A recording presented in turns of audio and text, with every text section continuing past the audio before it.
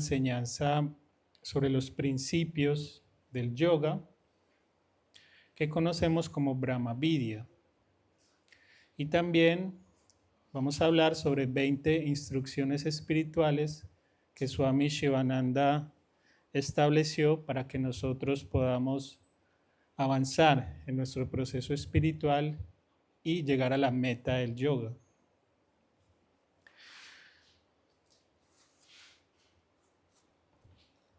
Para muchos de nosotros, el yoga está asociado más que todo con la práctica de Hatha Yoga, de asanas, de posturas, de respiración, de meditación. Y sin duda es un aspecto muy importante del yoga. De hecho, los maestros dicen que el primer paso para yo controlar la mente es controlar el cuerpo y la respiración. Pero el yoga no se limita a esta práctica. El yoga es algo mucho más vasto.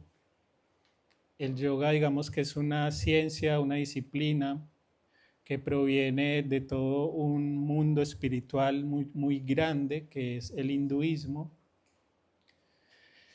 Y es muy importante incluso reconocer desde un principio cuál es el significado de la palabra yoga.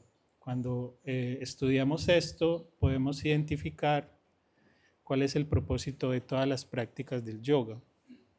Y la palabra yoga viene del sánscrito yug, que en español podemos traducir como yugo, y es estar ligado a algo o estar unido a algo. La palabra yoga entonces se define como unión, ¿cierto? Y uno se pregunta, ¿la unión de qué? Algunos dicen la unión de cuerpo, mente, espíritu. Es una muy buena definición. Y también decimos es la unión de mi ser con todos los seres, es la unión de mi ser con la naturaleza, el universo, es la unión de mi ser con lo supremo, lo divino. Y eso que llamamos supremo o divino, pues tiene muchas connotaciones. Algunos lo llamamos Dios, Krishna, Alá, Buda, Yahvé, Jehová. Otros lo llamamos conciencia pura, conciencia suprema. Otros lo llamamos ser absoluto. Y independientemente tú cómo lo llames, todos tenemos algo que consideramos supremo. Algo que está más allá de nosotros, una inteligencia suprema que gobierna toda la existencia. Incluso tú mismo puedes observar tu cuerpo y tu cuerpo es un universo de inteligencia. Cada una de las células, pero también tu corazón, tu cerebro y básicamente cada centímetro de tu cuerpo está gobernado por una inteligencia que permite que funcione.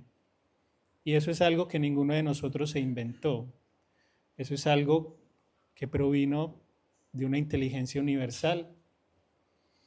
Y asimismo nosotros vemos la naturaleza, la lluvia, el sol, todo está gobernado por una inteligencia. Por ejemplo, si el sol no saliera, hasta ahí llegamos todos. Pero el sol sale todos los días sin falta. Y reconocer esa inteligencia es lo que nosotros llamamos el ser supremo. Y es bueno no entrar en conflicto de si lo llamo Dios o si lo llamo de otra manera. Lo importante es que todos reconocemos que hay algo supremo. Y conectar con eso es lo que los yogis llaman yoga. Es la unión con lo divino, con lo supremo.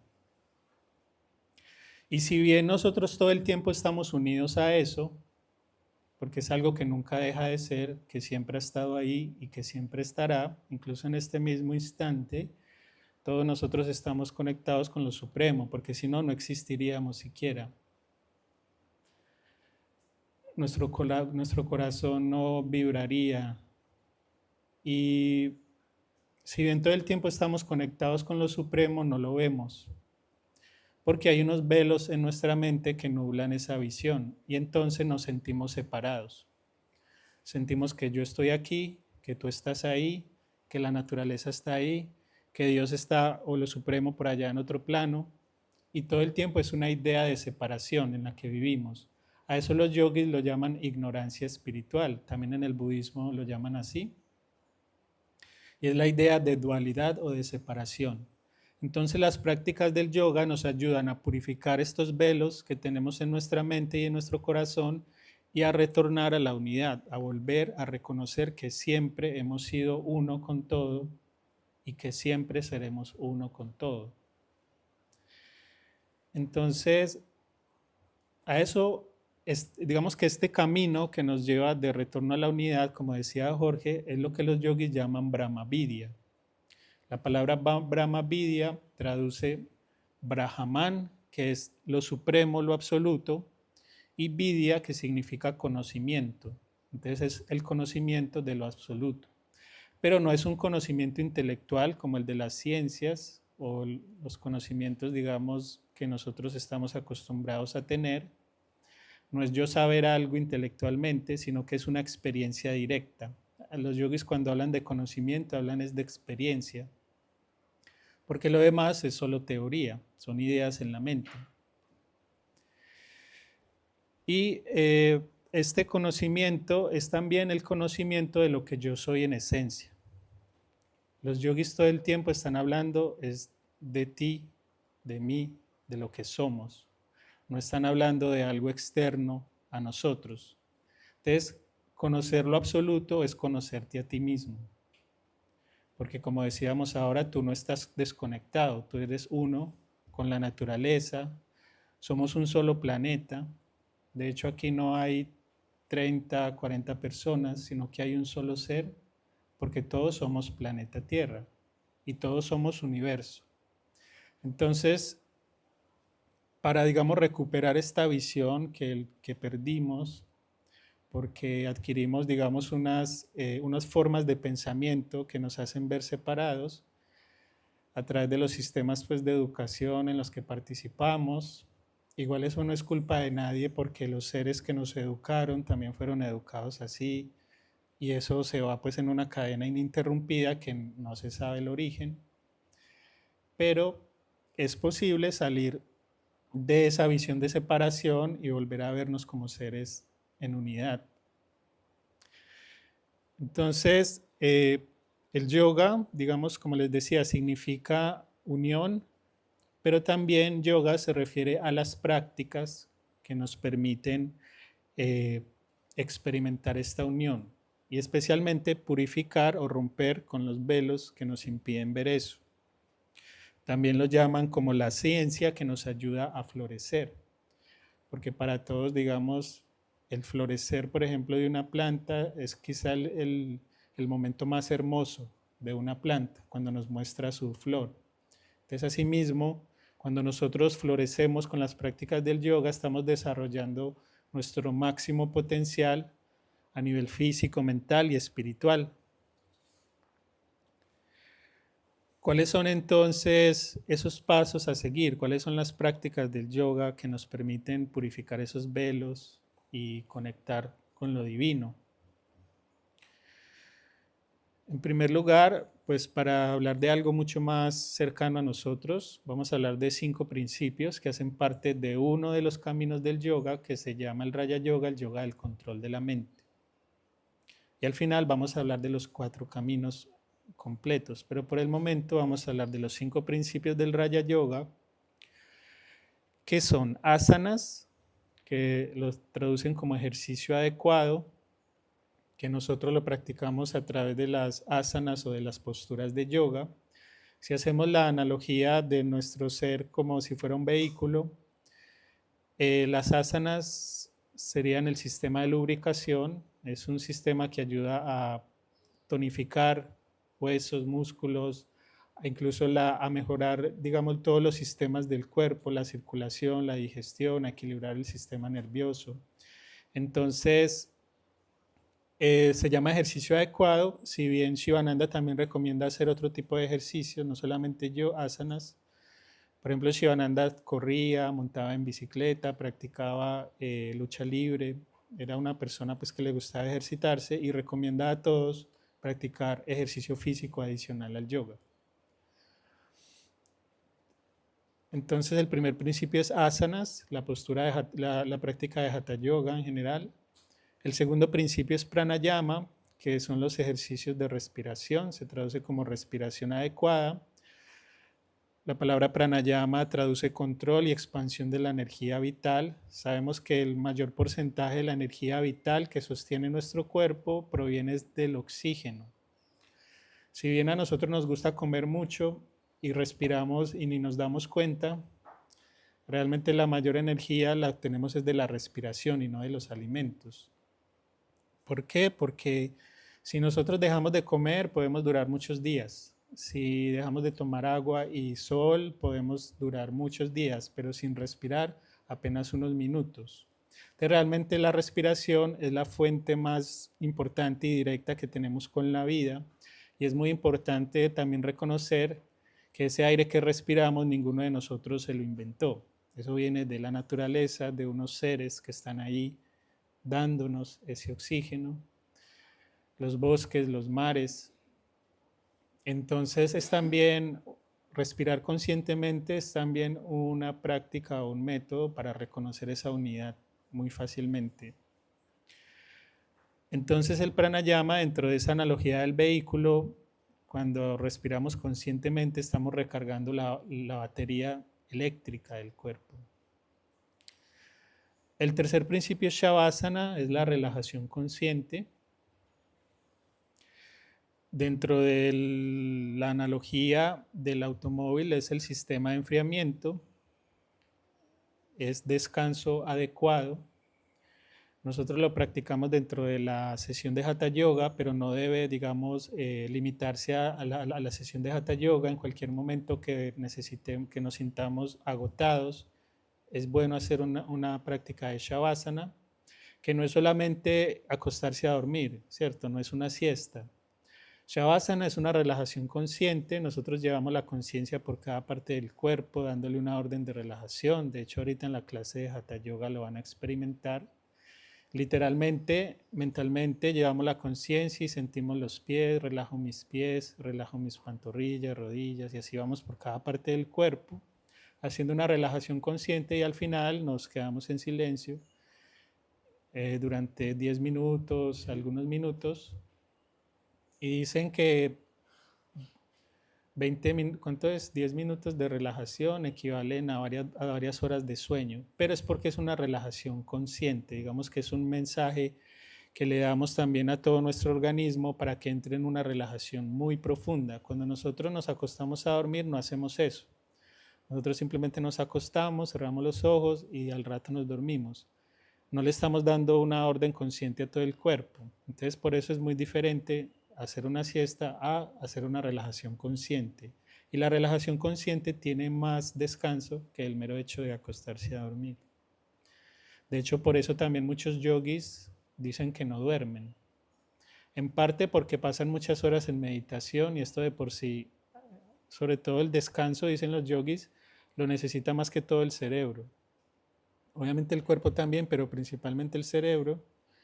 Y ellos al estar muchas horas en meditación no necesitan tantas horas de sueño, pero también porque practican Shavasana unos minutos y no necesitan tantas horas de sueño.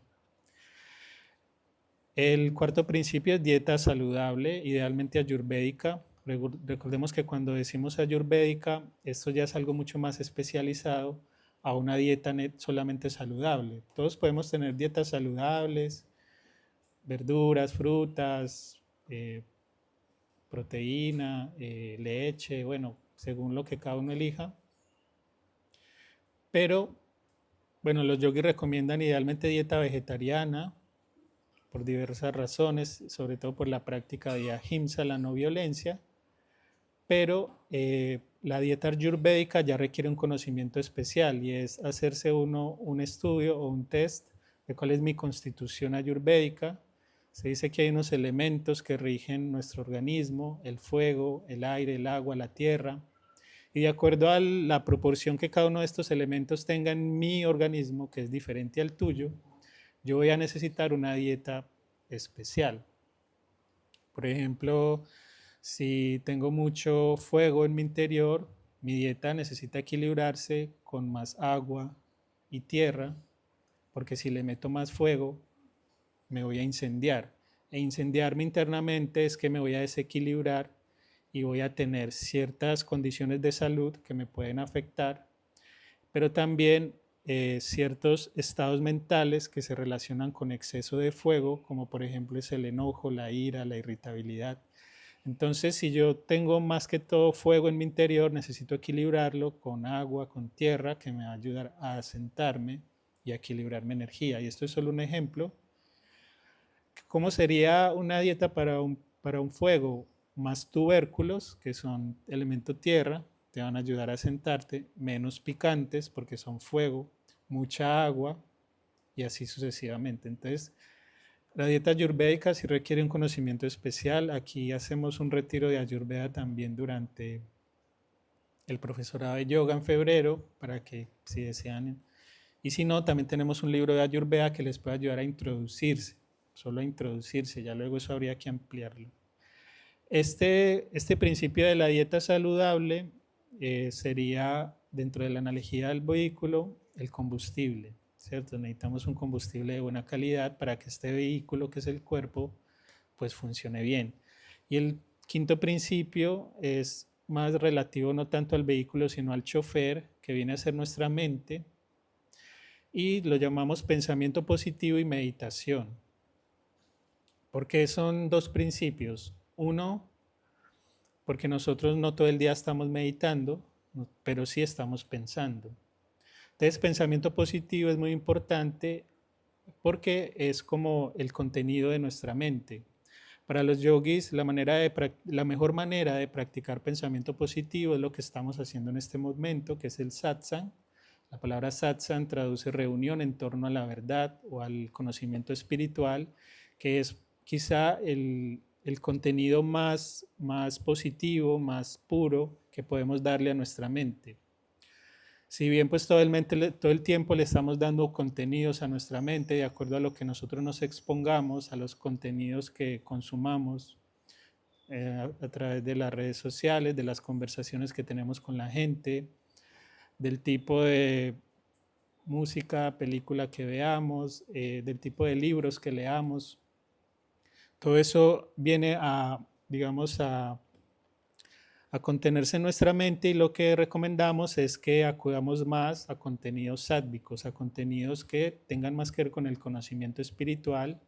Y la mejor manera de practicar pensamiento positivo pues es estudiar las escrituras espirituales. Y luego viene la práctica de meditación, que es ya cuando apartamos la mente de los objetos del mundo y la interiorizamos para conectar pues ya con algo más profundo y sublime. Y como les decía, esto dentro de la analogía del vehículo es el chofer. Todos sabemos que literalmente cuando alguien maneja un vehículo, si está chiflado, lo más seguro es que genere un accidente, pero si está equilibrado, calmo, es prudente, pues va a llegar a su destino y no le va a hacer daño a nadie. Entonces es muy importante que nosotros también entrenemos ese chofer interno que tenemos. Estos 5 principios son básicos y el propósito de estos principios es experimentar lo que somos en esencia, dicen los yogis. Nosotros practicamos asanas para potenciar la salud del cuerpo, sin duda, pero también para purificar los canales energéticos, pranayama también para apaciguar las ondas de la mente y purificar los canales energéticos. La relajación adecuada, dicen los yogis, que se traduce también en paz mental. La dieta saludable, obviamente, para mantener un cuerpo también saludable, y el pensamiento positivo y la meditación para transformar nuestra visión también de nosotros mismos y de la realidad. Y estos principios bien practicados nos pueden llevar a la experimentación de lo que los yogis definen Satchit Ananda. Satchit Ananda, dicen los yogis, es lo que somos en esencia. Sat significa existencia infinita y eterna, es decir, que nosotros somos seres eternos, no nos limitamos a este cuerpo, sino que cuando este cuerpo perece, nuestro ser, nuestra conciencia sigue existiendo, a veces reencarnando en otras vidas, dicen ellos, pero si hacemos la tarea bien hecha durante esta vida, podemos ya morar en ese ser absoluto para siempre sin volver a reencarnar. Chit significa conciencia pura, pero también conocimiento absoluto. Dicen los yogis que nosotros ya sabemos todo esto, que solo tenemos que recordarlo. Y es simplemente saber que somos ese ser infinito, ese ser ilimitado, y que ya somos seres completos, que no necesitamos de nada ahí fuera para sentir plenitud. Y esto ahorita de pronto lo podemos profundizar. Y Ananda, que es dicha absoluta, los yogis dicen que nosotros en esencia ya somos felicidad. Nosotros tenemos una noción de felicidad un poco errada porque sentimos que la felicidad depende de objetos ahí fuera, de tener, de experimentar, de ir de aquí para allá, de generar también ciertos estatus en nuestra vida social. Pero los yogis dicen que si bien esto puede generarnos en un momento dado placer temporal, siempre van a derivar en sufrimiento. Porque eso que hoy tengo, mañana lo pierdo. O porque puede que ni siquiera llegue a obtener eso que quiero. Y de cualquier manera, todo en esta vida es temporal, incluyendo nuestra vida como tal, el cuerpo. Y siempre vamos a sufrir si tenemos nuestras esperanzas de felicidad en los objetos temporales.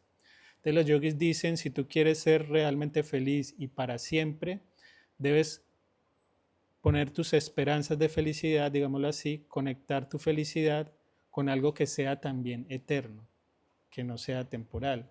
Y eso que es eterno, los yogis lo llaman el Atman, es lo que nosotros comúnmente llamamos el alma, que es ese ser absoluto, ese ser supremo del que les hablé al inicio, esa conciencia pura que ya somos.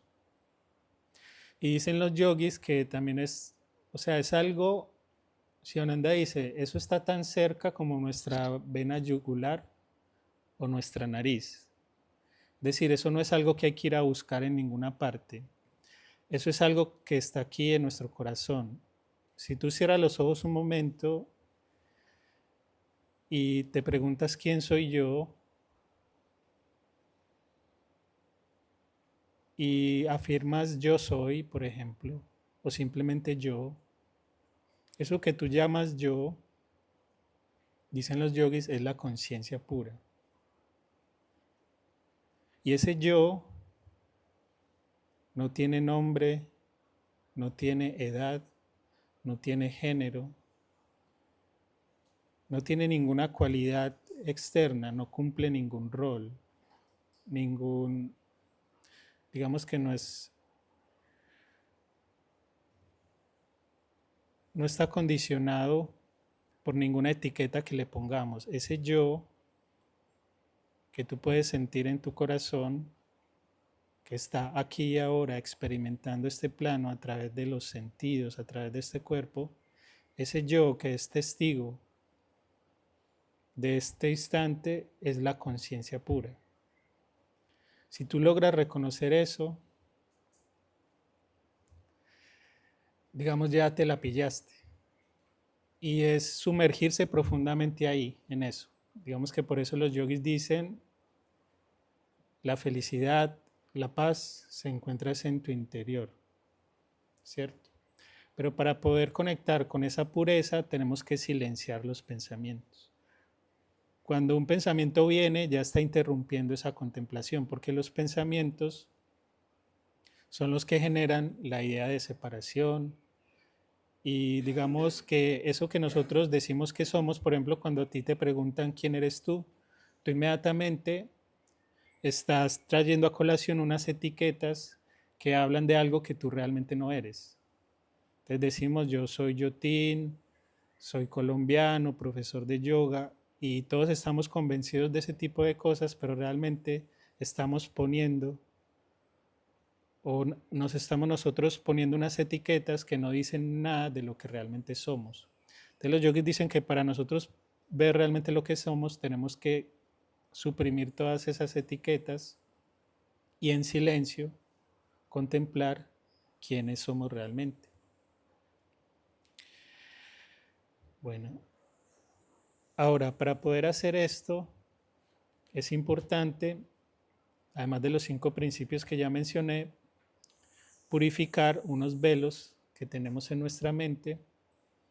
Los yogis los llaman el primero mala, egoísmo, el segundo vikshepa, que es agitación de la mente, y el tercero es ignorancia espiritual o avidya. Y para nosotros purificar estos velos o digamos suprimir todo este conjunto de etiquetas sobre lo que no somos, el yoga dispone de 4 caminos, de 4 prácticas. El primero de ellos, y dicen que es el más importante para un principiante, es el servicio desinteresado. ¿Por qué? Eso lo llamamos karma yoga, que es lo que venimos a hacer los voluntarios aquí al ashram, a lo cual están todos cordialmente invitados a unirse. El karma yoga, que es el servicio desinteresado, es yo hacer algo sin esperar nada a cambio. ¿Por qué? Porque estamos acostumbrados a lo opuesto. Estamos acostumbrados a que siempre que hacemos algo tenemos que recibir algo a cambio, porque así pues nos educaron. Eso tampoco es que nosotros hagamos nada malo pues por eso, pero es importante advertir de que este egoísmo, este esperar siempre algo a cambio, nos separa mucho del otro. El servicio desinteresado nos ayuda mucho a reconocer de que todos estos seres, esta multiplicidad de seres, realmente somos uno solo, una sola familia, si se quiere, somos hermanos, pero como les decía ahorita, somos un solo planeta, realmente somos un solo ser, estamos interconectados, dependemos unos de otros, y mi bienestar depende del bienestar también del resto del mundo. Yo solo, aislado, realmente no puedo estar bien. Si el mundo está bien, yo estoy bien. Entonces el servicio desinteresado ayuda mucho a purificar la impureza más densa que dicen es el egoísmo. Y si hacemos una analogía también de este aspecto con un lago, en el cual en el fondo hay un tesoro que es nuestro ser puro, nuestra conciencia pura, ese yo del que les hablé hace un momento. Si hablamos de que ese tesoro de la conciencia pura está en el fondo de un lago, el egoísmo viene a ser el pantano que lo cubre. Entonces, si nosotros practicamos karma yoga, podemos remover ese pantano que nos va a permitir ver el tesoro. Pero hay otras impurezas. Por ejemplo, les decía ahorita que la agitación de la mente, vikshepa, dentro del lago vendría a ser la agitación de las olas que vuelve turbia mi visión y me impide ver ese tesoro. ¿Cómo purifico yo esta agitación de la mente? Los yogis establecen 2 caminos. Uno es el bhakti yoga, el camino de la devoción, que purifica sobre todo el aspecto emocional, transmutándolo en devoción, en amor puro. Las prácticas de devoción son principalmente los cantos devocionales, como los que hicimos al inicio, el kirtan, esos mantras. En todas las prácticas espirituales hay muchos cantos, no importa de qué tradición sea, chamánica, cristiana. Yo creo que todas las prácticas espirituales que nosotros conocemos tienen cantos y es una de las prácticas que más purifica la agitación de la mente, en forma sobre todo de emoción. También hay otras prácticas del Bhakti Yoga, del camino devocional, que fue lo que hicimos ayer con la puya, ofrendando al altar, que realmente dicen los yogis, la ofrenda sucede es en nuestro corazón, aunque el altar y el gesto externo es un medio para nosotros realmente hacer esa ofrenda en nuestro corazón, esa intención que pusimos para el retiro. Esas son prácticas también devocionales de Bhakti Yoga, todo tipo de rituales pues. Y hay muchos otros, también el estudio de escrituras sagradas con una actitud devocional, la Biblia, la Bhagavad Gita, el Corán, el Popol Vuh, lo que sea pues que a cada uno le resuene. Esas son prácticas que ayudan a purificar mucho tus emociones. Y la otra práctica que ayuda a purificar sobre todo los pensamientos negativos y los pensamientos intrusivos, lo que llamamos nosotros la agitación de la mente, es el Raya Yoga, el camino del control de la mente, que se compone de 8 peldaños que se estudian en los Yoga Sutras de Patanjali. Son 8 peldaños que empiezan por una práctica ética de la no violencia, la veracidad, el control de los sentidos. Luego vienen, son muchos más, pero esos son como los principales. Luego viene la práctica de asanas o de posturas de yoga, de pranayamas, ejercicios de respiración, la práctica de pratyahara, que es abstraer los sentidos del mundo y generar introspección. Luego viene la práctica de concentración, que es enfocar mi mente en algo, como cuando guiamos la meditación ahorita. Primero cerramos nuestros sentidos, llevamos la atención a un punto focal. Esto es una práctica de concentración. La repetición de un mantra, también se pueden hacer visualizaciones. Hay, digamos, diferentes técnicas para generar esa concentración. Y luego de concentrarnos un rato, podemos entrar en un estado de meditación. Realmente lo que nosotros, la mayoría de nosotros, y con mucho respeto pues lo digo, practicamos como meditación, realmente es un intento de concentración, porque sabemos que nuestra mente se va para otros lados. Uno espera que ojalá la mayoría de nosotros realmente sí logremos enfocarnos en un solo pensamiento. Eso viene a ser la concentración, la unipuntualidad durante esos 20 minutos que practicamos, porque cuando logramos esa unipuntualidad, esa concentración en un solo pensamiento, durante aproximadamente 20 minutos, un poco más, ahí sí automáticamente la mente entra en un estado de meditación.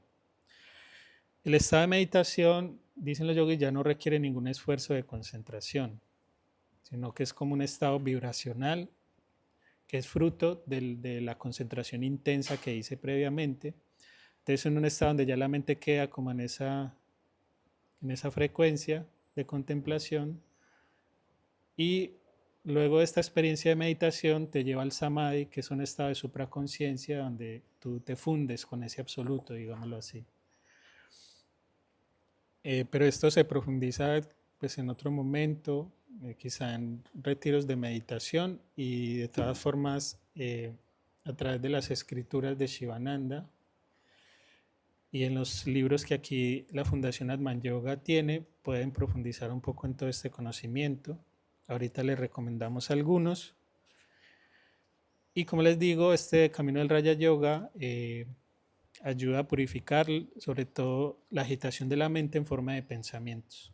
Y el último camino, hablamos de 4 caminos: primero Karma Yoga, servicio desinteresado; segundo Bhakti Yoga, devoción; tercero Raya Yoga, control de la mente; el cuarto es Jnana Yoga, el yoga de la sabiduría, del cultivo del conocimiento espiritual. Se practica a través del estudio de escrituras espirituales, como la Bhagavad Gita, que es quizá el texto principal del yoga, en el cual todo el tiempo nos están hablando de esa conciencia pura que somos, de ese ser absoluto que somos, más allá del cuerpo y la mente. Y esta práctica de Jnana Yoga tiene 3 pasos, que es estudiar la escritura, ya sea leyéndola o escuchándola en satsang, como en este momento. Luego debo pensar en lo que estudié durante todo el día. Entonces es importante que cualquier enseñanza que les quede ahorita la reflexionen durante el día, y al final sentarme a meditar en esa idea, ¿cierto? Sobre todo los textos de Jnana Yoga principales se conocen como los Upanishads, del cual la Bhagavad Gita es una síntesis. Y si estudiamos la Bhagavad Gita, que vendría a ser una síntesis de toda esa sabiduría, allí Krishna todo el tiempo nos está hablando de quiénes somos. Y él dice: yo habito en todos los seres habitan en mí, ¿cierto? Yo, digamos que en esencia él lo que dice es que todos nosotros somos Dios, somos una manifestación de Dios, pero no como individuos, sino como todo. Dicen que toda la creación es el cuerpo de Dios, ¿sí? Y nosotros somos, por decirlo así, unas células de ese cuerpo. Entonces, cuando nosotros meditamos en este tipo de enseñanzas, podemos llegar a realizarlas. llegar a experimentarlas. ¿Por qué? Porque dicen los yogis, en aquello que nosotros pensamos, en eso nos convertimos. Por ejemplo, cada uno de nosotros en este instante son una persona con cierta biografía, cierta historia, cierto nombre, ciertos roles, como les explicaba ahorita, Yotin, profesor de yoga, colombiano. Y toda esta historia uno la experimenta porque es la manera como piensa o como fue educado para pensar. Entonces los yogis dicen que si tú piensas que eres el ser absoluto, infinito, eterno, inmortal, en eso te conviertes después de cierto tiempo. Y cuando dices en eso te conviertes, no es que no lo seamos ahora, realmente ya lo somos, sino que lo recordamos. Y lo más importante es que lo podemos experimentar. Pero para eso necesitamos practicar internamente en nuestra mente todas estas enseñanzas. Entonces, esto es solamente un abrebocas pues, de lo que son los principios del yoga para que nos motivemos pues como a profundizar en este conocimiento. La segunda parte del satsang, pero muy brevemente lo iré mencionando, era estudiar las 20 instrucciones espirituales que Swami Shivananda estructuró para lo siguiente, dice Shivananda. Voy a leer la conclusión y luego cuáles son las 20 instrucciones, sobre todo para que sepamos cuál es el propósito. Dice, esta es la esencia de todas las prácticas espirituales. Esto te conducirá a la iluminación. Para los yogis la iluminación es morar en esa conciencia suprema. Todos estos preceptos espirituales deben ser estrictamente observados. No debe ser indulgente con la mente. Entonces estas 20 instrucciones nos van a permitir llegar pues como a ese estado que buscamos o a la promesa del yoga que es la unión. Y uno se podría aquí quedar hablando todo el día de eso, pero tenemos un límite. Las 20 instrucciones espirituales son, primero, levántate temprano. Los yogis recomiendan a las 4 de la mañana, aquí lo hacemos a las 5:30. Y el propósito de esto es conectar con un ambiente muy sádvico que hay a esa hora. En los yogis hablamos de 3 tipos de energía, llamémoslo así, que gobiernan toda la naturaleza. Una de ellas es sattva, lo llamamos sádvico, que es como una energía muy pura, muy calma, muy sublime y propicia para la práctica espiritual. Hay otra que llamamos rayásica, que es un poco más agitada, y hay otra que llamamos tamásica, que es un poco inercia, ¿no? Y en el transcurso del día eso lo podemos ver fácilmente. Por ejemplo, tamas, la inercia, viene más por la noche, que ya nos disponemos para dormir. Rayas es casi durante todo el día, que estamos haciendo mil cosas, yendo de aquí para acá, el mundo entero revolucionado. Y sattva es la energía más pura del día, que se encuentra muy temprano en la mañana, de hecho incluso hasta ahora todavía. Pero los yogis dicen que desde las 4 de la mañana, más o menos hasta las 6 o un poco más, se encuentra la energía más sádvica o más pura, muy propicia para la meditación, ¿cierto? Entonces, recomiendan mucho levantarse temprano, a esto lo llaman Brahma Muhurta. Brahma Muhurta traduce como la hora de lo absoluto, la hora de Brahman, que es el momento más propicio para meditar, idealmente a las 4 de la mañana. Ese es el primero. El segundo es la práctica de asanas, la práctica de las posturas de yoga, pero especialmente la postura de meditación, ¿cierto? De piernas cruzadas, espalda recta, manos en chin mudra, ojos cerrados. Realmente el propósito de la clase de Hatha Yoga, de todas esas posturas de yoga que vemos mucho incluso por redes sociales, algunas súper complejas, no sé qué, realmente el propósito de esas posturas es preparar nuestro cuerpo para sostener la postura de meditación durante largo tiempo. Y durante largo tiempo, para algunos 20 minutos es mucho, pero realmente son horas lo ideal. Pero igual es algo gradual, pues, que debemos hacer. Y dice Shivananda, práctica de asana, especialmente postura de meditación, mirando hacia el oriente o al norte. Digamos que en este momento ustedes están ubicando, la mayoría viendo hacia el norte, el oriente es hacia allá. Por eso el altar está hacia este lado, mirando hacia el norte. Todo eso está pues fríamente calculado, como dicen. Y practicar también repetición del mantra japa durante esta postura de meditación. El tercer principio es japa. Entonces una vez nos levantamos a las 4 de la mañana, o bueno, mínimo a las 5:30 aquí, y a las 6 nos sentamos a meditar, practicamos japa, es el tercer paso, que es repetición de un mantra. La recomendación general es repetir el mantra Om, porque el mantra Om tú puedes darle cualquier significado. El mantra Om puede significar Dios, puede significar amor, puede significar paz, lo que tú sientas. Recomendamos, también hay otros mantras asociados a otros aspectos, cualidades, por ejemplo, Sarasvati, Om Aim Sarasvati Namaha. A algunas personas les gusta meditar en este tipo de mantras porque evocan cualidades como la sabiduría, el cultivo de la creatividad, de las artes, y dependiendo como la personalidad de cada uno, hay unos mantras especiales. Pero siempre la recomendación general es el mantra Om y llevar pues la conciencia pues hacia el interior para contemplar. Luego, el cuarto principio, dice Shivananda, es la disciplina dietética, el tipo de alimentos sanos, saludables, idealmente dieta vegetariana y como les mencioné ahorita, ayurvédica. Recomienda dejar como la alimentación que genera agitación e inercia, como son pues todos los estimulantes en general, los psicoactivos, el alcohol, incluso el café, el ajo, la cebolla, los alimentos muy ácidos o muy picantes, porque todo esto va a generar agitación de la mente también. Un ejemplo sencillo para ver esto es que es muy diferente tú tomarte un jugo de mango, tomarte una copa de licor o tomarte una taza de café. Todos tres generan un estado muy diferente en la mente y todos podemos sentirlo.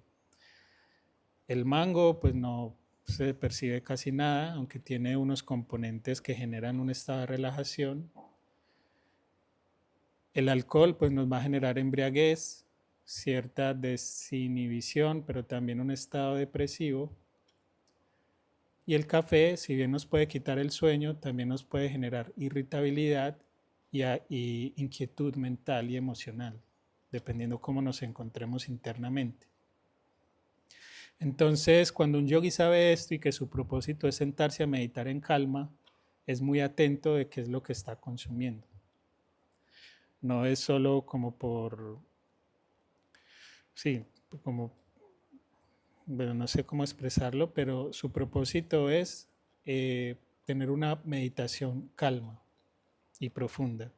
Te recomiendan tomar alimentos mucho más puros. De hecho, la leche es considerada uno de los alimentos más sádvicos. Lo que pasa, el problema que hoy en día tenemos es el origen o la manera como se produce esa leche. En la antigüedad, en la cultura védica, eran vacas felices, como decimos nosotros, libres en el bosque, pues no tenían cercas eléctricas, ni les ponían aparatos, ni les aplicaban hormonas. Entonces hoy en día para los yogis es un poco conflictivo todo esto, sobre todo por el principio de no violencia, de que consumir hoy en día lácteos pues es participar de un sistema bastante cruel pues. Sin embargo, dentro de esos principios es un alimento sádvico.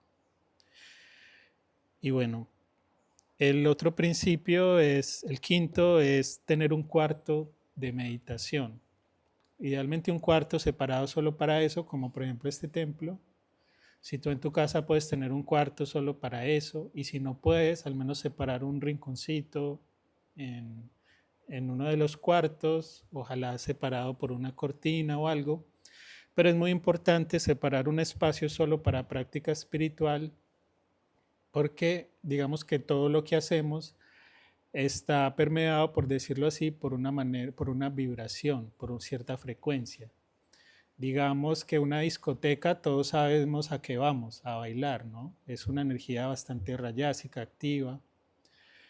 Y a un templo vamos es a meditar inicialmente. Aquí también durante el kirtan a veces bailamos, pero es muy diferente una práctica meditativa en un templo a un baile en una discoteca. Entonces cada espacio tiene su vibración. Y si nosotros, digamos, ponemos nuestro altar en la cocina, pues no va a ser lo ideal. Si lo ponemos en la sala donde vemos las series de Netflix, de violencia, de terror, pues no es el lugar más ideal, porque ese lugar está permeado por esos pensamientos que yo asocio con ese lugar. Y si yo tengo un espacio solamente reservado para meditar, hacer yoga, leer escrituras, pues mi mente va a asociar ese lugar solo con eso. Y va a ser más fácil para mí llegar a ese lugar, sentarme a meditar y tener una meditación calma. Entonces es muy importante que tú puedas disponer un espacio solo para eso. El sexto principio es practicar caridad. La mejor caridad que nosotros podemos hacer es el servicio desinteresado. No solamente es dar dinero a otros, eso es solo una forma, o dar comida, pero sí hay muchas maneras de servir. Y dicen los yogis que la mejor manera de servir es compartir el conocimiento espiritual, porque usted le puede dar alimento a alguien, pero al rato le va a volver a dar hambre. Pero si usted le comparte el conocimiento espiritual, esa persona va a sanar muchas cosas y durante, pues para siempre. Entonces dicen que la mejor caridad es compartir el conocimiento espiritual. El séptimo principio es Swadhyaya, el estudio de las escrituras sagradas como la Biblia, la Bhagavad Gita, los sutras de Patanjali. Hay muchísimas escrituras, cualquier escritura espiritual. El octavo principio es Brahmachari, que hace referencia al control de los sentidos y también al control de la energía sexual.